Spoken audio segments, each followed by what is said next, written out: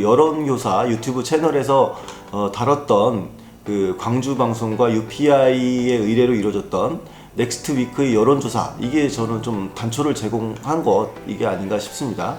장재원 의원이 얘기한 바로는 정치 현안에 관한 여론조사는 선거에 영향을 미칠 수 있음에도 선거에 관한 여론조사에 해당하지 않아서 여론을 호도할 수 있다, 이런 지적이 제기되고 있다, 뭐 이런 식으로 얘기를 했거든요. 실제로 방금 말씀드린 넥스트위크의 여론조사 내용을 공개한 홈페이지만 보더라도 이제 하도 말이 나와서 그런지 모르겠지만 지금은 다 사라졌습니다.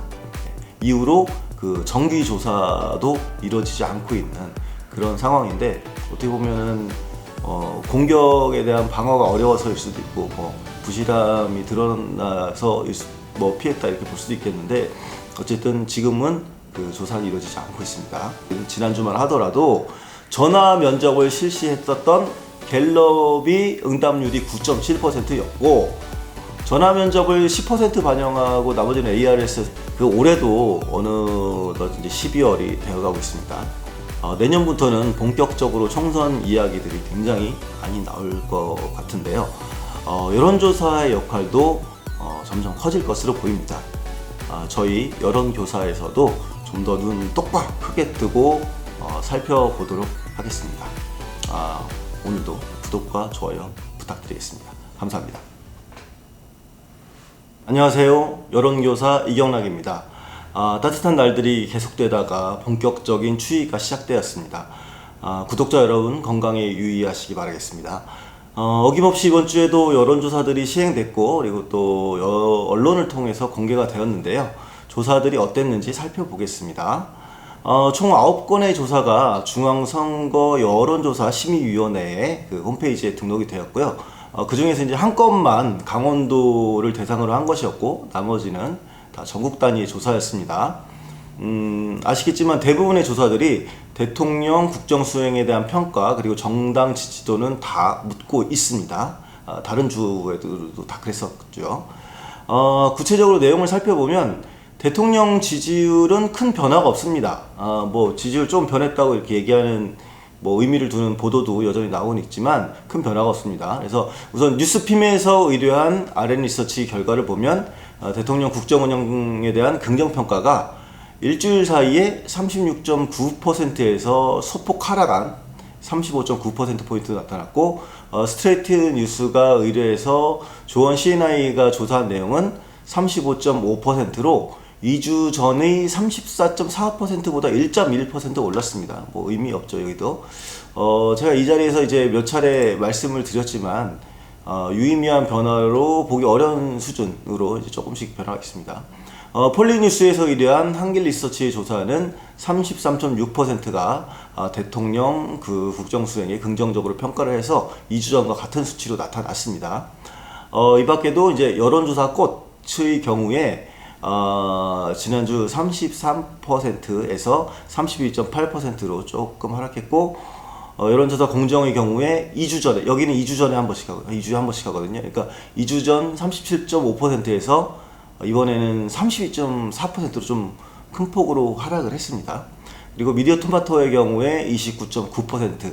근데 미디어토마토 지난주에는 같은 방식으로 물어본 게 아니었거든요. 지난주에는 윤석열 정부 6개월 이것을 평가하는 설문을 했었는데, 그 당시에는 이제 긍정평가에 해당하는 50점에서 100점 사이, 요게가 35%였습니다.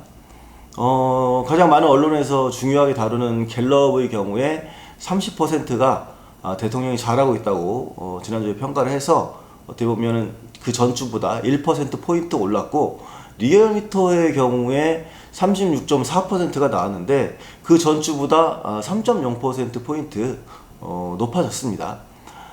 그래도 전반적으로 그 이전에 했었던, 뭐 2주던 1주던 했었던 그 조사에 비해서 크게 변동을 보이지 않았던 한 주였다, 이렇게 평가할 수 있겠습니다. 그래서 보면 전체적으로 최저 29.9%에서 최고 36.4%까지 그 포인트를 보이는 결과였습니다. 어쨌든 뭐 저희가 이제 방송을 지금 계속 하면서 좀 있으면 10회가 되는데, 그동안 지속적으로 대통령 국정수행에 대한 그 평가들을 살펴본 그 결과, 국민 여러분의 3분의 1 정도가 긍정적으로 평가하는 수준, 크게 변동하지 않고 있는 그런 모습입니다. 한편 지난주 같은 경우에는 여론조사와 관련해서 조금 의미 있는 그런 법안이 발의가 되기도 했습니다. 국민의힘 장제원 의원이 공직선거법 개정안을 발의를 한 것인데요. 한마디로 얘기하면 이제 부실한 여론조사, 특정한 정치적 목적으로 이루어질 수 있는 그런 여론을 호도되는 그런 여론조사를 막겠다는 것이 핵심입니다. 이와 관련해서는 저희 그 여론교사 유튜브 채널에서 다뤘던 그 광주방송과 UPI의 의뢰로 이루어졌던 넥스트위크의 여론조사, 이게 저는 좀 단초를 제공한 것, 이게 아닌가 싶습니다. 장제원 의원이 얘기한 바로는 정치 현안에 관한 여론조사는 선거에 영향을 미칠 수 있음에도 선거에 관한 여론조사에 해당하지 않아서 여론을 호도할 수 있다, 이런 지적이 제기되고 있다, 뭐 이런 식으로 얘기를 했거든요. 그래서 아까 제가 말씀드렸던 광주방송 UPI 의뢰로 있었던 지난 9월쯤의 조사는 탄핵과 관련된 설문이 이루어져 가지고 문제가 된 바가 있습니다. 그 내용은 방금도 말씀드렸죠. 저희 1화에 이렇게 다룬 바가 있는데, 그 내용을 보면 제가 반복적으로 얘기하는 거지만 일각에서 대통령 탄핵을 주장하는데 그에 대한 생각이 어떠십니까? 라고 묻고 있거든요. 그러니까 뭐 탄핵 자체도 아니고 탄핵론을 주장하는 일각이 있다라고 얘기하고 애둘러서 이렇게 하는 방식이었는데, 이제 그런 방식이 굉장히 문제라는 거죠. 문제고 또 여론을 호도할 수 있는 문제다, 이렇게 말씀드린 적이 1화에서 있습니다. 물론 장제원 의원이 뭐 저희 방송을 보고 뭐 그런 여론조사의 문제점을 파악했다, 뭐 이런 것은 아니겠지만 어쨌든 저희가 1화에서 문제를 지적한 바가 있습니다. 특히 이 여론조사 같은 경우 문제가 되었던 이유가 중앙선거 여론조사 심의위원회, 거기에 공개되지 않아도 되는 설문이었다는 점입니다. 뭐 장제원 의원도 지적은 했지만 현재 규정을 보면 선거에서 뭐 어떤 후보를 지지하는 질문이나 혹은 정당 지지도를 묻는 그런 질문이 아니면 조사 방법이나 이런 내용들을 의무적으로 이렇게 홈페이지에 공개하지 않아도 되는 이런 특성이 있습니다. 규정상. 그래서 예를 들어서 정치적이고 시사적인 다양한 사안들, 뭐 굉장히 정치에 영향을 미칠 수 있는 시사가 많지 않습니까? 뭐 예를 들어서 이태원 참사일 수도 있고 아니면 남북관계일 수도 있을 수 있고 뭐 그런 것들인데, 그런 걸 아무리 조사해도 정당 지지도나 그 선거에 어떤 후보가 지지하는지 이런 거를 조사를 하지 않으면 의무적으로 그걸 공개할 필요가 없게 지금 되어 있습니다. 그래서 실제로 방금 말씀드린 넥스트위크의 여론조사 내용을 공개한 홈페이지만 보더라도 이제 하도 말이 나와서 그런지 모르겠지만 지금은 다 사라졌습니다. 이후로 정기 조사도 이루어지지 않고 있는 그런 상황인데, 어떻게 보면은 공격에 대한 방어가 어려워서일 수도 있고 뭐 부실함이 드러나서 뭐 피했다, 이렇게 볼 수도 있겠는데, 어쨌든 지금은 조사는 이루어지지 않고 있습니다. 장제원 의원 개정안을 보면 여론조사 업체의 난립을 막는 그런 조치도 담겨져 있습니다. 여론조사 업체가 1년 이상 여론조사 결과를 공표하거나 보도하지 않을 경우에는 해당 업체의 등록을 취소하는 규정, 이런 것도 이제 신설해서 넣겠다, 이렇게 되어 있고, 또 중앙선거관리위원회 산하 선거여론조사 심의위원회에서의 역할을 좀 더 강화해야 된다, 이렇게 좀 얘기했습니다. 뭐냐면 매년 여론조사 기관의 현황 및 실태, 이거를 의무적으로 조사하게끔 이렇게 개정안이 담고 있습니다. 다만 그 개정안 내용 중에 여론조사 응답률에 대한 게 있습니다. 그래서 응답률에 따라서 공표를 제한해야 된다, 뭐 이런 내용이 있는데 논란이 조금 있을 것으로 보여집니다. 이제 그게 왜 그럴지 제가 말씀드리면, 개정안의 내용을 보면은 응답률 5% 미만의 조사에 대해서 공표를 제한하는 그런 내용을 담고 있습니다. 그런데 실제 현실로 보면 면접원이 직접 통화를 해가지고 물어보고 사원간에 뭐 피드백을 받으면서 하는 그런 전화 면접 방식 외에는 응답률이 5%를 넘는 조사를 찾아보기가 굉장히 어렵습니다.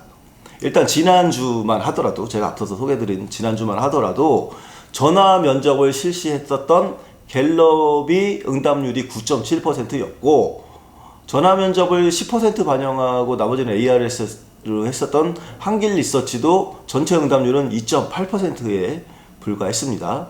또 ARS만 활용했던 뭐 리얼미터, 뭐 미디어 토마토 이런 것도 있는데, 리얼미터 같은 경우도 응답률 뭐 생각보다 낮습니다. 3.7%, 미디어 토마토 4.4%, 여론조사 공정 2.8%. 그런데 여론조사 꽃 같은 경우에는 5.9%로 만약에 기준이 생긴다면 그보다 높게 나타났습니다. 그리고 조원 CNI가 2.8%, RN서치 2.9% 정도입니다. 그러니까 3%가 안 되는 조사들도 굉장히 많습니다. 응답률로. 왜냐하면 ARS를 들으면 이제 전화 오면 뭐 스팸이다 하는 식으로 바로 끊어버리니까 이게 응답률이 높을 수가 없습니다. 근데 이 전체적으로 보면 만약에 장제원 의원이 발의한 그 개정안대로 되게 되면 이번 주 같은 경우에는 갤럽하고 김어준 씨가 운영하는 그 여론조사 꽃에서 했던 그 조사 외에는 공표를 할 수가 없습니다. 그런데 이제 곰곰이 생각하면, 그래서 제가 아까도 말씀드렸지만 여기서 문제가 발생을 합니다. 어째서 같은 방법론 ARS를 쓰는데 다른 여론조사 업체에 비해서 신생업체인 여론조사 꽃의 응답률이 높게 나올까요? 뭐 이게 뭐 흔히들 이렇게 음모론자들은 뭐 조작이다 이렇게 생각할 수도 있는데, 이제 조작은 저도 아니라고 생각하고, 조작 때문이 아니라 뭐 아직까지는 이제 뚜렷한 근거를 가지고 제가 증명을 할 수는 없겠지만 일종의 팬덤들이 모이고 있는 거, 합의하는 거, 이런 측면에서 좀 볼 수가 있겠습니다. 그러니까 예를 들어서 이제 여론조사 업체를 이제 김어준 씨가 한다고 하니까 민주당 지지자들 중심으로 어쨌든 여론조사 꽃에서 하는 설문을 좀 우리가 적극적으로 응하자, 이런 의지가 높아져서 그 응답률이 높아질 수 있다는 겁니다. 그러니까 왜냐면 신생업체임에도 불구하고 다른 데는 3% 미만인데 여기만 6% 된다는 거는 응답률 자체가 뭔가 좀 다른 일반적인 조사랑 굉장히 다르다는 거거든요. 이제 이런 거에서도 일단 차이점, 뭔가 특이점이 있다고 볼 수 있기 때문에 그걸 좀 분석할 필요가 있겠습니다. 그리고 또 만약에 여기서 이 업체에서 하는 거니까 우리가 응답을 해야 된다라고 해서 다 열심히 응답을 한다면 그것도 오히려 여론이 왜곡되는 것을 가져올 수가 있습니다. 지금 여론조사 꽃에 제가 몇 번 소개해드렸지만 그 여론조사 결과랑 다른 전화 면접을 했던 조사랑 결과가 다르게 나온 게 몇 개 있었습니다. 많이 있었습니다. 그런 것만 보더라도 지금 제가 말씀드린 가설이 어느 정도 이제 뭐 입증까지는 아니지만 뭐 합리적으로 보이는 그런 부분이 있을 것 같습니다. 그래서 이렇게 오히려 그 응답률 수준을 5%로 높여서 공표 못하게 하는 게 오히려 여론 왜곡이 될 수 있는 그런 또 여지가 있습니다. 그래서 응답률에 따른 공표 문제는 좀 더 심사숙고해서 좀 정할 필요가 있겠습니다. 왜냐하면 이제 오히려 특정 세력이 더 단결해서 높은 응답률을 유도하고 그게 또 여론을 호도할 수 있기 때문에 이게 굉장히 신중한 접근이 필요합니다. 좀 살펴봐야겠죠. 올해도 어느덧 이제 12월이 되어가고 있습니다. 내년부터는 본격적으로 총선 이야기들이 굉장히 많이 나올 것 같은데요. 여론조사의 역할도 점점 커질 것으로 보입니다. 저희 여론교사에서도 좀 더 눈 똑바로 크게 뜨고 살펴보도록 하겠습니다. 오늘도 구독과 좋아요 부탁드리겠습니다. 감사합니다.